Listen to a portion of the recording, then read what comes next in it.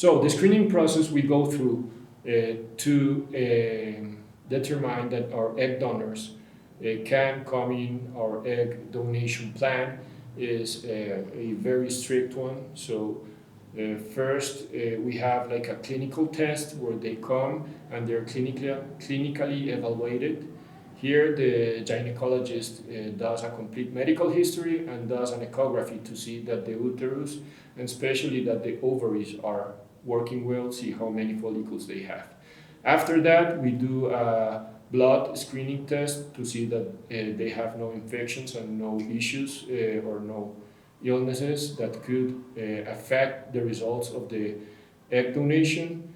After that, they go through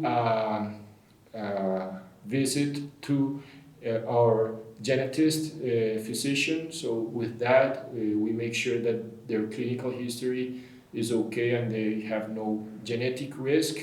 We also do a psychological test to be sure that there is no psychological issues behind. Okay, so with the surrogate mothers, which is one of the most important parts in our process of surrogacy, we take care of all her living space. We take care of all her living space. We want to be sure that she is living a comfortable and happy life and that she can have all that she needs to fulfill a good quality of life. So for that, we do visits to her house. We go and see how she lives, who her family is, and how her family interacts with her. And we make sure that this is a safe place, that she is living a safe life. For that, we also offer her, or we give her, health, private insurance. We also give her access to our clinic, to all the medical controls, to be sure that all the process of the pregnancy is going as it should go.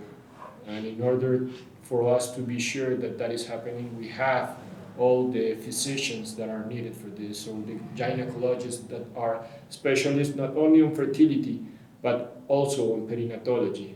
This means that we will take care of the baby during the whole process, and the mother will be seen and taken care of, not only with the clinical part, but also with the psychological part, which also we do take in account in a very serious manner.